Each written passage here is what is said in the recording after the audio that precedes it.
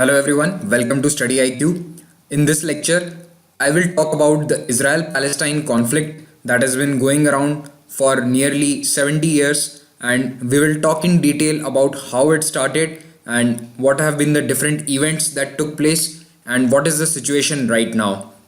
My name is Dr. Mahipal Singh Rathod and I am a faculty for General Studies at Study IQ.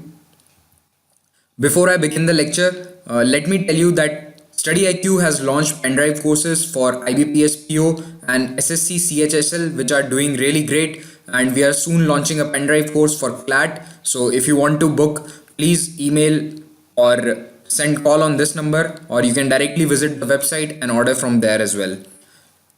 So now let me begin with the world map first to show you where exactly is Israel and Palestine. So this is the world map and this is the area which we call Middle East. It is called Middle East because from the Western civilization point of view, this is the area that lies in the middle on the path to East. So India, China, Southeast Asia, this is all East and this lies in the middle. So this is a detailed map of Middle East. So you can have a look at the countries here. It is very important because due to the ongoing war between ISIS, Iraq, the USA, the Syrian civil war, many conflicts are going on in the region. It is considered to be one of the most unstable regions politically in the world, and so many questions can come from this area, especially the geography. So you need to know the borders, which sea is bordering which country. So you can see Turkey, it is situated between Black Sea and Mediterranean Sea. This question was asked once in UPSC civil services examination as well.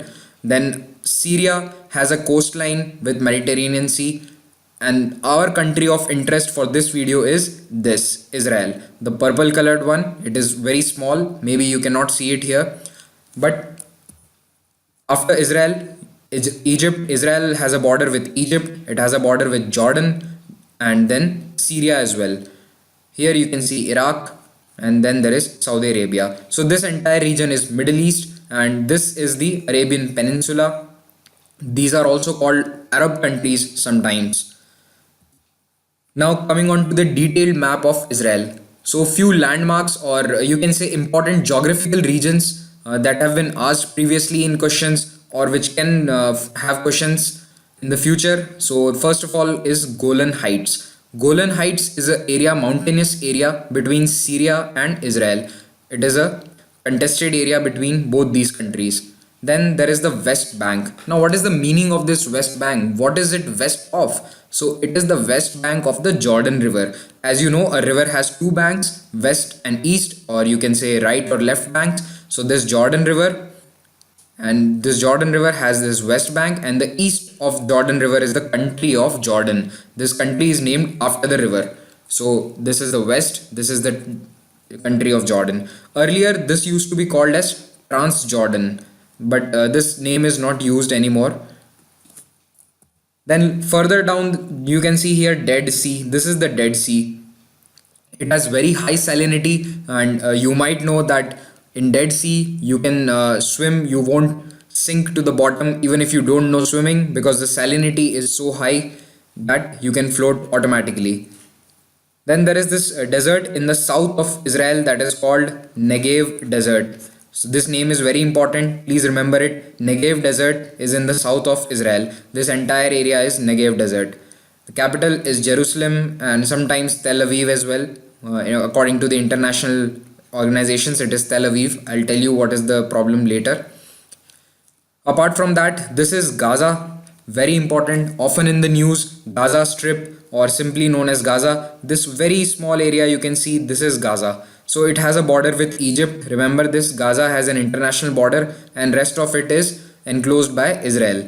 Then there is this territory of West Bank, and this brown colored dark shaded portion is West Bank. This is also Palestine. So Gaza plus West Bank and east of Jerusalem city makes up Palestine. I will tell you this again later, do not worry, but I hope the map is pretty clear. So again, in this geographical map it is very clear. You can see this is Dead Sea. Then as you can see, there are mountains here. These are the Golan Heights mountain, and this is Gaza, and this is West Bank, and this southern portion is Negev. Now, these are the different names for Israel. It is often known as the Holy Land, or Canaan, or Al Sham, the Levant, Palestine, or the Promised Land. These are all names for that geographical region of Israel, Syria. It does not have any fixed boundaries. All these regions are interchangeable. The boundaries have shifted according to the time period in history, but roughly the area of Israel, Palestine, Syria, Jordan is known as Israel, or Al Sham, or Levant. Now, what are the origins of the Israel Palestine conflict? So, in the 19th century, this entire area was under the control of Ottoman Empire. In this map, you can clearly see the green colored portion is Ottoman Empire. It was one very ancient empire. It started in 14th century and it was there for more than 600 years, more than 700 years. And finally, in the 19th century, it became very weak. It did not disintegrate, but slowly and steadily it was crumbling. It was becoming very weak from inside. So, this was the empire that controlled Palestine, the area of Palestine. At the same time, there was a wave of nationalism coming up in Europe. So, European countries had a wave in Italy, in Germany. All these countries were united on the feeling of nationalism. They comprised of different small states or kingdoms, but the people there, due to some reasons, felt that since we have a same language, same culture, we should not be divided according to the kingdoms anymore, and we should become one country. So similar feelings were there in the Jewish people, but the problem was that the Jewish people were not concentrated in one place in Europe. There were Jewish people everywhere. In most of the countries of Europe had a small Jewish population, very small. So they could not have a country of their own in Europe at one place. But this person called Theodor Herzl, he wrote that the nationalistic movement of Jewish people should lead to the formation of a Jewish state, that was our promised land in Palestine. So, why Palestine? Because it is said that the Jewish religion was started from that place, from Jerusalem, in and around Jerusalem, and that is also the holiest place in Jewish religion. And so we should go back to our ancient land where we all came from. See, remember when Islam came up in the 7th century, in the 7th and 8th century, at that time Jerusalem was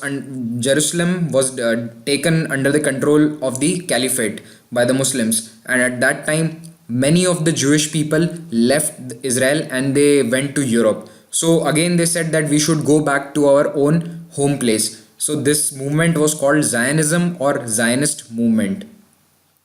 So since 1890s, there were migrations of Jewish people to Israel.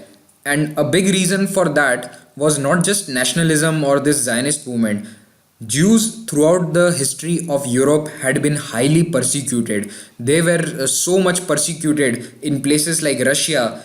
It's not just Nazis. You might have heard about Hitler killing lots and lots of Jewish people, but all the kingdoms like France, Russia, Eastern European countries like Ukraine, Poland, at many places the Jews faced discrimination, and from time to time there were riots against them, they were killed, and there were also some, it's called pogroms.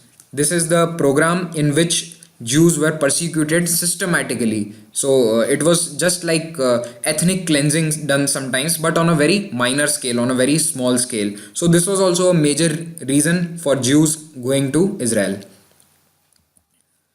So in come the British now. Wherever in the world you have a problem of boundary of people of two different identities, you can take a bet that more often than not, British would be involved. You can see that in India, Pakistan, in Israel, Palestine. You can see that in Kenya, Uganda, many places, Cyprus. So coming back to the topic, in 1917, what was going on? World War One.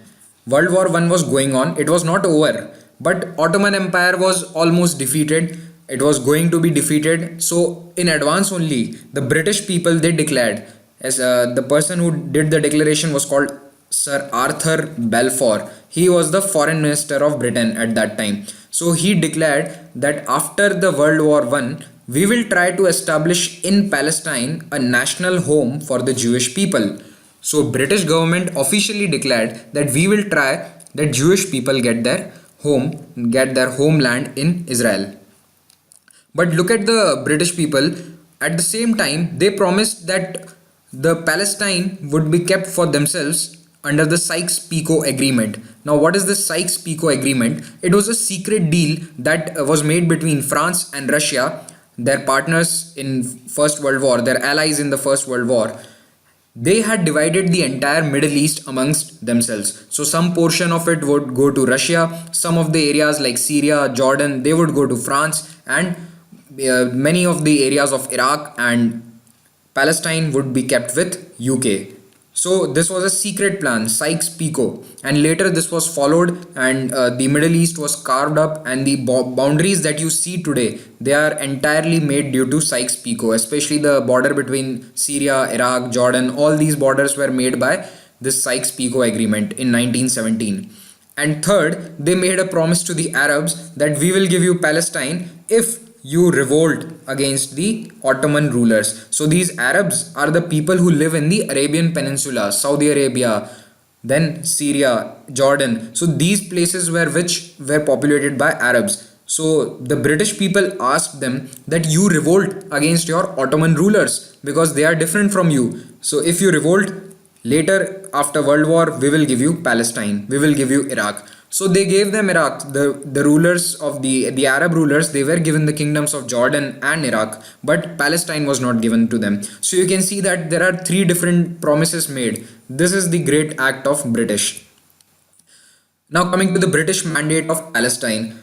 So after the World War One in 1920, this Mandate of Palestine was established. So this was just an administrative setup, and a government was set up in Palestine by the British, and they followed many divide and rule policies by keeping different rules for the Jews, different rules for Christians, and thus the seeds of this problem were sown. Now, during the period of this British Mandate, the population of Jews rose to 30% of the population of Palestine. During the Ottoman rule, it was only 3%, but continuous migrations were going on from Europe, from all over the world, but mainly Europe. And slowly, they evicted the local workers, the local agricultural laborers from that area. In this map, you can see the British Mandate of Palestine. So initially, it had the country of Israel as well as Jordan along with this. You can see the Jordan River here. So in 1936, finally the Arabs revolted against the British. Why? As I told you, they were getting removed from their own land, they were getting removed from their ancestral places. So they had a revolt against the British. During this revolt, many Jewish militias were formed. What is a militia? Militia is a group of people who take up arms. They are not police, they are not army, they are extrajudicial, they are not part of the government. So these militias, they helped the British government at that time to suppress this revolt. But the British, after this revolt, they thought that we have to give some concessions to the Arab as well. So they restricted the number of Jewish migrants. So you cannot have unlimited migrations now. They restricted it to a number around 8,000 or 10,000 per year just to pacify the Arabs. But this did not go well with the Jewish people living in Israel by this time, and all these militias, they turned against the British themselves. But these militias did not have very intense activity at that time. There were minor violent activities or a little bit of violence against the British government, but largely there was peace during the next few years. Then came World War II in 1939, and from 1941 to 1945, Hitler had his biggest program of killing Nazis ever. It was called the Holocaust. The planned and systematic execution of Jews in Europe, around 4.2 million, that is 42 lakh Jews were killed in gas chambers, and this is considered to be one of the biggest systematic genocides of all times, at least of the modern world. So this was a huge genocide, and due to this, more migrants came to Israel, because anyone who could survive in Europe at that time thought that if you want to live, you have to go to Israel. That is the place where you will be safe, otherwise you are not safe anywhere. All the governments failed to protect the Jews. In fact, till 1944, no one believed when people coming out of the occupied territories, the German occupied territories, when they told the Western allies that Hitler is killing so many Jews, no one believed them. They said that this is just a hoax. How can it be that someone is killing lakhs and lakhs of people together? So such was the kind of persecution. It was so intense and so big in scale that people refused to believe it. American intelligence refused to believe it. So now coming on to the creation of the country called Israel that today we know as Israel. So all this was taking place in the mandate of Palestine up till now. So as soon as the World War got over, many more refugees came streaming in, and the British thought that this matter cannot be solved by us. The Arabs were angry, and the British thought that if we give it to the UN, that will be the best thing. So the newly formed United Nations organization was given this problem of British mandate of Palestine, and UN had a resolution in 1947. There was a vote, and in the vote, the majority of the votes were in favor of creation of a new state which would be called Israel, and that would be a Jewish state, and along with that, please remember it, very important, at the same time a state of Palestine which would be an Arab state. So UN said that two states have to be formed, will be carved out of the same land, and there will be an international control government over the city of Jerusalem, because that was still disputed and they could not find any resolution for that at that moment. So they said that later we will think about it, but for now Jerusalem will be under international control so that both the parties can have a stake on it. Just like if you remember that during the bifurcation of Andhra Pradesh, Telangana and Andhra Pradesh both wanted control over Hyderabad. So it was said that for 10 years it will be a joint capital. So now look at this map. All the blue colored portion that you see, that was Israel. So whatever was Jewish majority areas, that were given to Israel, and whatever were Arab or Muslim majority areas were given to Palestine. So you can see the brown colored areas are all Palestine, and this white colored area is Jerusalem in between the West Bank territories. So you can see that almost 50-50 division of area was done. So both the states had almost equal areas. But as soon as this vote was done and Israel was created, all the neighboring Arab countries attacked the newly formed state because they did not want a Jewish state neighboring them. So countries of Egypt, Syria, Iraq, Transjordan, that is all four neighbors, they all four attacked Israel together. Imagine the situation, newly formed countries, lots and lots of migrants, nothing to eat, no army, but still attacked by four countries. But they had their militias, and slowly an army was formed, and against all odds Israel repelled all these countries and it extended its boundaries. So at that time they extended their boundaries almost 30%. You can see in this map that whatever is pink colored area, this one and this one, this all belong to Palestine. But after this 48-49 war, it was controlled by Israel. So initially Israel was only the blue colored portion, but later after this war the pink colored portion was under the control of Israel. But a big problem that came from this war was refugees. All the Arabs living in the Israeli areas migrated to other countries. This number was 7 lakh at that time, and they are still living in camps in many countries like Syria, and their conditions are very poor. I will talk about this later as well. Then the area of Gaza, that was controlled by Egypt. It came under the control of Egypt, and West Bank came under the control of Jordan. So you can see that after this war, suddenly the country that was Palestine did not exist. Why? Because Gaza was annexed by Egypt, West Bank by Jordan, and 30% of the area by Israel. So after this war, Palestine was not a country. It was just a area, a nationality of people that wanted Palestine to be a country. So for 20 years, this situation goes on. There was constant tension between all the Arab countries neighboring Israel, and in 67, Egypt brought its army near the border of Israel, and to prevent an attack, Israel did a preemptive strike. It is very famous for in this war. It was a preemptive strike. It means that if someone is going to attack you, you attack them before.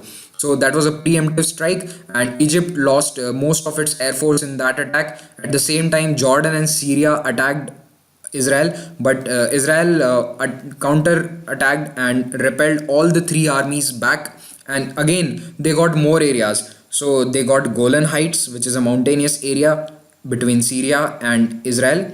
They got it from Syria. Then they got the Gaza Strip, they got Sinai Peninsula, both of them from Egypt. Now Gaza was a part of Palestine, but the Sinai Peninsula was part of Egypt. It had been historically part of Egypt. So they captured the entire Sinai Peninsula. This was a big win for Israel, and they captured the entire West Bank.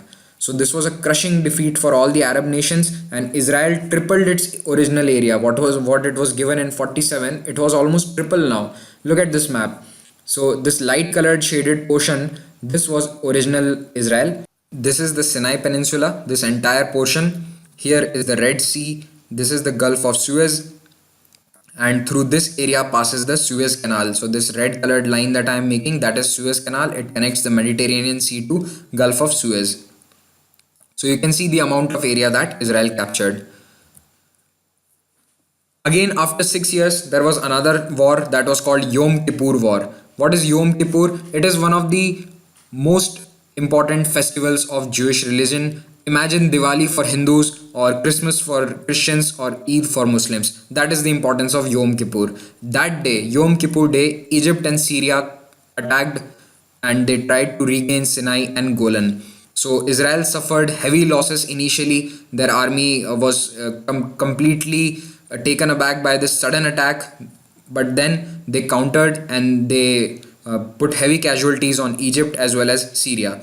What this war did was that it led to talks with Egypt, because again they were unable to capture Sinai, and finally to get Sinai they had to talk to Israel, and that brought them to the table, and Camp David Accords were signed in 1978. Sinai was returned to Egypt, and Egypt recognized the state of Israel. Now you might think that Israel is giving away the entire Sinai Peninsula just for a piece of paper, just for recognition. But no, this was a big victory, a big diplomatic victory for Israel. Why? Because none of the Arab nations, none of the 40 Arab nations recognized Israel at that time. Egypt was one of the first countries to recognize Israel, to talk to Israel, to come to peace with Israel. It accepted for the first time that yes, a country of Jewish people called Israel exists, and it is here to stay. It is here to stay. We cannot remove it from the map. But this was so controversial that the president of Egypt at that time, Mr. Anwar Sadat, he was assassinated. Anwar Sadat. He was assassinated a few years later by a person who was not happy with the peace talks with Israel. So you can imagine how controversial this decision was. But this is considered to be one of the first important talks of regional peace in the Middle East. So slowly and steadily, all the Arab states made peace with Israel. They did not sign any Camp David Accords like treaty, but they stopped fighting with Israel, and they did not make any more wars with Israel because they had been beaten 3 times. But there was another organization which now fought for Palestine, that was called Palestine Liberation Organization. So it carried on the struggle for an independent Palestine using both political as well as terror tactics. This PLO was formed in 1964, and it is famous for carrying on the struggle for Palestine for more than 50 years. The famous leader of PLO was Yasser Arafat. I am sure you might have heard that name. One more thing, up till now, this conflict can be said to be an Arab Israel world conflict. You can say that the entire Arab world as well as Israel were in a conflict. But now, after this phase was over, it was more of a Palestine Israel conflict. Because, see, many of the Arab countries still support Palestine, but not at that level. They do not provide their armies to fight. They provide money, they provide material, they provide guns and ammunition. That too, not openly. Everything is done covertly. So, it can be said that now we enter the era of Palestine Israel conflict. So now let us talk about the first Intifada. It took place from 87 to 93. What is Intifada? It means simply uprising. So this was a violent phase in the struggle of Palestine, and there were huge protests. Initially it started as a protest, boycotts. You know how the Indian national movement was initially. It started the Swadeshi movement. You can say there was boycott of the foreign goods. So there was a boycott of Israeli goods here. People did not pay taxes, but then it became violent. It became very violent. There was large scale bombings, and people were killed. So around 100 Jews and 1000 Palestinians were dead during this Intifada period. Also, another important information that you need to remember is Hamas. Now, what is this Hamas? During the first Intifada, an organization which was more extremist than PLO and which was more nationalistic than PLO, it came up in area of Gaza. So the main area of dominance of Hamas is Gaza Strip. So PLO was seen as an organization which was going weak. So this Hamas came up and it was one of the leading players in this Intifada. So after the Intifada, finally Israel agreed to talks and Oslo Accords of 1993 take place. This is a historic photograph of Bill Clinton.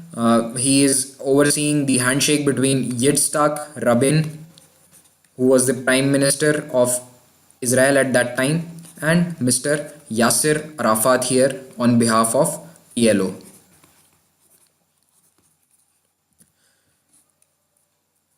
So, if a question is asked about the Oslo Accords, the question will be between whom it was. So, you can say it was between Israel and PLO. Remember, there was nothing called Palestine nation at this time or at that time. So, it was not between Israel and Palestine, it was between Israel and PLO.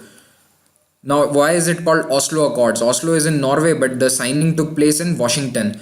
It is because the secret negotiations were started in Oslo and Norway was a mediator. So it is called Oslo process, the entire peace process. But the final agreement was signed in Washington DC on the lawns of White House, as you could have seen in that last picture. Bill Clinton was there. So what was agreed to? The first thing was that Israel as a state was recognized by PLO. So up till now, PLO considered that Israel has no right to exist. There is nothing called Israel. There is nothing called a Jewish state on our land. This is our land, Palestinian Arabs, and we own the entire area. But for the first time, they agreed that yes, there will be a state of Israel and it is here to stay.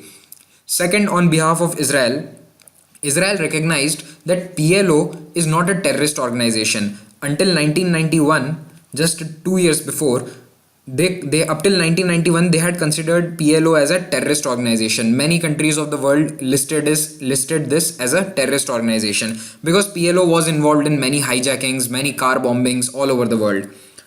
So in 1993, they were decided as the sole representative of the Palestinian people. It means that any treaty that will be signed on behalf of Palestinian people, Palestinian Arabs, that will be by PLO. And finally, a new authority will be formed, which is called Palestine Authority or Palestine National Authority. Sometimes it was called PNA also. And that will be responsible for self-governance of West Bank and Gaza. So up till now, there was no self-rule in Gaza. There was only Israel's occupying army or occupying rule, but then they were given self-governance powers in West Bank and Gaza, that is the Palestinian territories. Israel calls these areas as Palestinian territories. So this Oslo Accords was a temporary peace. Initially, it said that for 5 years we will have peace. Then after 5 years we will negotiate a permanent agreement. Why? Because there are lots of other issues that have to be decided. They did not decide upon any other issue at that time. So the second round, which was supposed to be held, that was held in Camp David. It is called Camp David II. If you remember, Camp David 1 was between Egypt and Israel in 1978. So this was Camp David. This Camp David is a resort. It's a retreat home of the US president. So the US president goes here to relax, and sometimes he can call other people like important world leaders. So these talks failed miserably. There was no common ground decided upon, and both the leaders, Yasser Arafat and the president of Israel at that time, Mr. Ehud Barak, they both came back empty-handed. After this Camp David failure, the second Intifada started in 2000 and it continued for 5 years. The immediate reason for this was that Mr. Ehud Barak, he took 1000 security guards and he visited the Temple Mount. That is the holiest place for Jews, but it is also a holy place of Muslims. So the Arabs of Palestine, they were very angry over this fact that he had taken 1000 security guards and he went to that place because no one was allowed at that time. People did not go there. The government had restricted access to both the places, the mosque as well as the Temple Mount. So suddenly this intifada started, and this was more violent than the first intifada. In this one, around 1,000 Israelis were killed, 1,000 Jews were killed, and around 3,200 Palestinians were killed. Remember, these are the official figures. And there were lots and lots of bombings of buses. For some reason, they always targeted buses. You might have seen in news sometimes that if you remember that buses have been targeted quite a lot in Israel due to the fact that civilians are killed in that. Also, in many public places, bombs were thrown, and this led to a huge security problem for Israel. There were many terrorist attacks. Again, there were many terrorist attacks apart from the violence ongoing on the streets, apart from the protests going on the streets. Finally, after the second intifada, there was a drastic change in the policy. Now, the thinking of the leaders of Israel changed. They thought that we cannot solve this problem of Palestine, so let us just manage it, and let us manage it very efficiently and properly. So another development that took place was a rightward shift of politics. So earlier there were parties and prime ministers like Yitzhak Rabin who wanted peace with Palestine, but then came parties to power which were extremely right, which did not want any peace. They wanted to remove Palestine from the map. They wanted to attack Palestine. Such parties came to power. Such prime ministers and presidents came to power. So they also withdrew from the Gaza Strip. There were some people of Israel. There were some Israeli people who were living in the Gaza Strip, around 8,000 people. They were asked to come back to Israeli areas. Why? Because Israel government said that if there is ever a peace deal in the future, Gaza will never be a part of Israel. So you should not stay there. You should come back. It is for your safety. And also Israeli forces that were there in Gaza for security purpose, they were also pulled back. So all the army from Gaza was pulled back, and this gave a huge impetus to Hamas. Hamas became very influential in Gaza because there was no more Israeli forces now, and also in 2006 they won the election of Palestinian Authority. So there is a Palestinian parliament, and in that Hamas won the elections in 2006, and they had to form a unity government along with another party called Fatah. This Fatah is part of PLO. Remember that organization which was the sole representative earlier. So Fatah is the political party of PLO, but Hamas won the majority. So a unity government was formed for few months, but that crumbled because Fatah and Hamas are totally of different thinking, and they have different methods to get peace, to achieve peace. Fatah and PLO think that peace is possible, that Israel has a right to exist, and we should make peace with Israel. But Hamas says that Israel does not have any right to exist. This is our land, and we should remove Israel completely from the map. So, this is the reason. In 2007, there was a civil war kind of situation between Hamas and Fatah in Gaza, and many people of the Fatah party were killed by Hamas. And after 2007, there has been a complete hold of Hamas on Gaza. So this has complicated the situation a lot. You can imagine now that earlier you had to talk only to PLO. There was only one party to talk to for Israel. But now there are two factions. There is the Fatah faction, which is in the West Bank now, and then there is the Hamas faction, which is in Gaza. So this has complicated the matters quite a lot. After Hamas took over, Israel started blockading Gaza. Blockade means that it has stopped all kinds of supplies to Gaza. Everything that has goes in is checked by Israel. It can stop anyone from going in, trucks, supplies, food, even necessary medicines, etc. So the reason they gave was that Hamas is a terrorist organization. Israel believes that Israel officially says that Hamas is a terrorist organization, and they receive guns, ammunition, bombs, rockets from many other countries. And to stop this supply of weapons, they have blockaded the Gaza Strip. So no ship, nothing can go to Gaza, no car, no truck can go to Gaza without the permission of Israel. So this blockade has a very bad effect on Gaza since past 10 years. There is a huge unemployment problem. There is hardly any electricity. The living conditions in Gaza are very poor. They have become very poor in the past 10 years. So to retaliate, Hamas launched rockets into Israel. They made this new strategy around 15 years, 10 years, 15 years back, that we will launch rockets in the civilian areas of Israel. And against this rocket, Israel has its own Iron Dome missile structure. which can it is an anti-missile structure which will shoot down any missile coming from Gaza territories into Israel. It is stopped by this Iron Dome. So India is also trying to get a similar technology from Russia, which will stop any kind of missile or a drone coming into attack Indian airspace. So between Hamas and Israel, there have been three wars in 2008, 2012, and 2014. The reasons, as I said, were the same which I mentioned above: the blockade of Gaza, and there were some local causes which started them, which there is no need for you to remember them or even to mention them here, because they were very trivial. So in these wars, thousands of people were killed, especially in the 2014 war. More than 2,000 people were killed. Both the parties used violence against civilians. Hamas and the Israeli Defense Forces, that is the IDF, they both used violence. They both used weapons against civilians. Israel airdropped bombs upon homes in Gaza, destroying many homes, killing many people. The Hamas, on its behalf, it launched many rockets into Israeli civilian areas, and many people were killed. But obviously, due to the major firepower of Israeli defense forces, more Palestinians are killed. In any of the war, you will see there are more Palestinians killed than Israelis. So now I will talk about what are the major issues that are hampering the peace process between Israel and Palestine, and why is this such a complex problem. So let me start with the status of Jerusalem.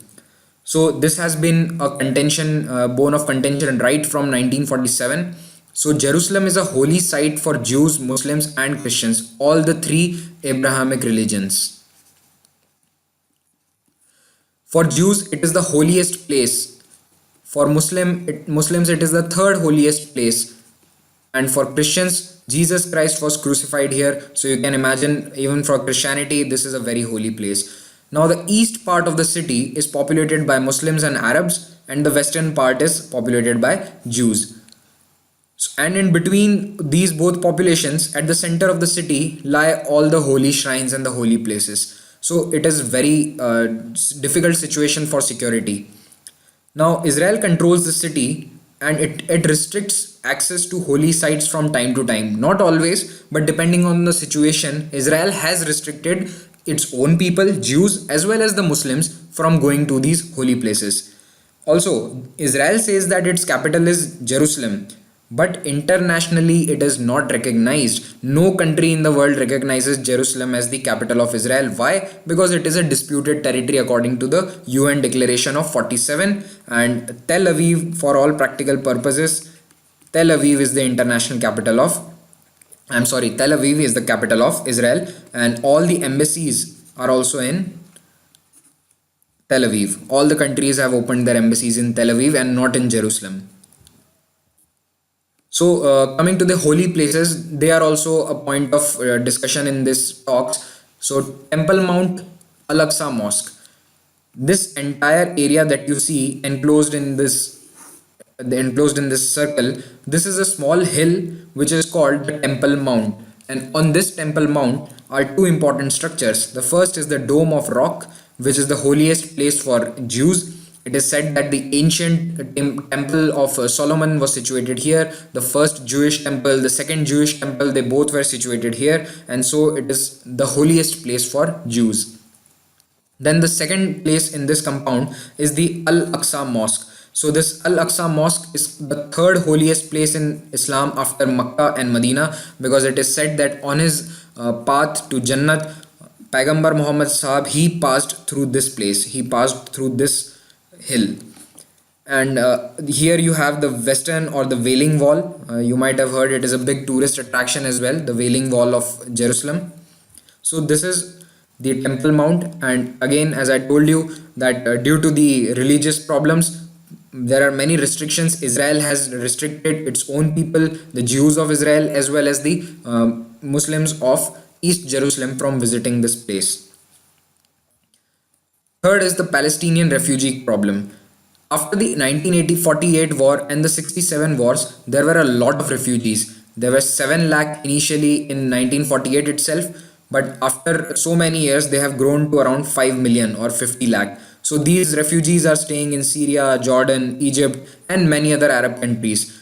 So you know that in Damascus, in Syria, one of the largest refugee camps. They are still living in tent in that place in Damascus. Even after 70 years, those refugees still live in tents. And now, because ISIS has attacked that camp, they have to again be displaced. So, such is the tragedy of Palestinian refugees. And the Palestinian people say that whichever peace treaty is signed, it has to mention that Palestinian refugees will have a right to come back to their original land from where they were evicted back in 1920s or 1930s or even 1940s. They can come and they can make their home again. So this is a major demand. Then there are some other issues like the security concern of Israel over terrorist activity, the rocket launches, the bombs exploding in buses. It has brought Israel to a halt sometimes, and this is a very big concern. It says that terrorism should be stopped. That is the demand of Israeli government before any peace treaty. Then Israel's military occupation of the West Bank and blockading of Gaza is a big issue for Palestine. The West Bank is under the control of Israeli military, Israeli army, and so there are checkpoints at various places. Although there is a government that is Palestinian, but still Israeli military is present in the West Bank. Then there is the Israeli settlements in West Bank. So the military is present there to protect these settlements. So after 1950, Israel said that if you do not have space in the Israeli territories, you can go and settle in the Palestinian territories. And it also supported people who went and settled there, who want to stay there. So many settlements have come up in West Bank, and this has led to a huge concern all over the world because first, they are illegal. Why? Because the UN resolution of 1947 clearly says that the Arab areas are these and Jewish areas are these. They were demarcated, and Jews cannot go and settle, Israelis cannot go and settle in the areas marked for Palestinians. So all the countries in the world consider these settlements as illegal. Now, why would the Israeli government want its people to go and stay in the Palestinian areas? This is because if you have people living somewhere, slowly and steadily you can bring that area under the control of your government. As it happened earlier, then migration started, people came and started living in Israel, and then they formed a country in few years. So the similar policy is being adopted right now by Israeli government. Another issue is water resources. Israel is mostly a desert, so the conditions of water, the usage of water is a big issue between the two parties. Right now, Israel uses most of the Palestinian area's water. Then there is the issue of the West Bank wall, or the famous wall. You can see in this photograph, it's such a huge structure. It is 15 to 20 feet high at some places. And the reason Israel built this wall around the West Bank is it says that we have to stop all these bombings. We have to stop the terrorists who come from West Bank into Israel. To stop them for security purpose, we have made this wall. But the actual reason, Palestinian territories will be marked. Let's say if the actual area was this, which was given by UN, Israel is building a wall a little bit inside. So this area will automatically be under the control of Israel. Now Palestine, it will be very hard for Palestine to control this area again. So after looking at all the problems between the two nations, what is the way forward? So the most practical option and solution is the two-state solution. It means that there will be two countries within one area. One will be Israel and other will be Palestine. So right now Israel is the only one country, and it gives some power to an authority called Palestinian Authority for local governance and control. But actually the military control, the occupying power is Israel. So right now you can say that there is only one state, one country, and some occupied territories. But if Israel wants permanent peace, it has to accept that Palestine will be an independent nation in the future. Both the parties also have to understand that each other's claim are legitimate. What does it mean? It means that Palestinian people, Palestinian Arabs have to sincerely understand that yes, Jews have been persecuted throughout the centuries in Europe, and this was their homeland many centuries ago, and they will have a right to come here and settle. Also, United Nations, all the countries in the world voted in favor of forming a country of Israel. So they have to understand that Jewish people's claim is legitimate. On the other hand, same goes for Israel. The Israelis the Israeli people or the Jewish people, they have to understand that they cannot just come and displace an entire local people living there since many centuries. Even the Palestinian Arabs have been living there for more than 1,000 years. So you cannot just remove them in 20 years or 30 years and make your own space, make your own country on the entire land. You have to give the Palestinians space, you have to give the Palestinians their own rights, their own country. So both of them have to understand the legitimacy of each other's narrative. Then the problem is that there are hawks and then there are doves amongst the stakeholders on both the sides. Hawks and doves means hawks are those which have extreme stands, like Hamas. It says that Israel has no right to exist. We should remove Israel from the map of the world. Then what are doves? Doves are people who have less extremist view, they have moderate views, and you can say the example of this will be Fatah. Fatah under the current president of Palestinian Authority, Mahmoud Abbas, they consider that yes, we can achieve peace with Israel if we talk with them, and we have to give some concessions. Israel has to give some concessions, and there will be a political process, but there can be peace evolved, and Israel will exist. We cannot remove Israel from the map of the world. Same is the position with Israel. There are many parties in Israel right now which are hawkish. It means that those parties, those political parties, want the removal of Palestine completely. They say that we have powerful army, why don't we just kill all the terrorists? But then there are doves like Yitzhak Rabin who want peace without any bloodshed. Finally, a common ground has to be reached by talks, because talks or diplomacy is the only way forward. There cannot be any more wars. This both the parties have to understand, because it has always been seen that Palestinians end up losing more lives, but on the other hand, Israel ends up putting a huge amount of finances in its defense systems, in its armies. And Israel is a very small country. Imagine, for such a small country, you have to put so much money into army, defense products, etc. You can use that money for other things if you do not have the security expenses.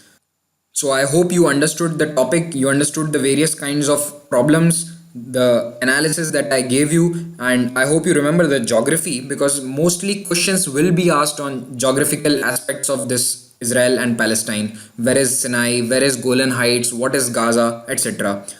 Apart from that, I hope that peace is achieved in Israel, in Palestine, and also in Kashmir, because both these issues have been going on for almost the same amount of time. They are very often they are compared with each other, that Kashmir and Palestine issue are similar.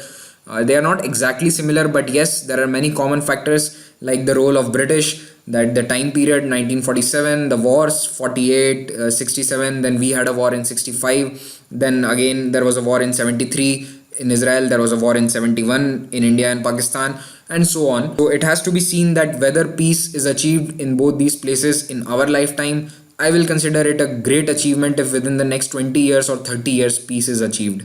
I hope you understood the topic, and you can give feedback in the comments, and you can also comment which topics do you want for me to make videos upon. Thank you very much.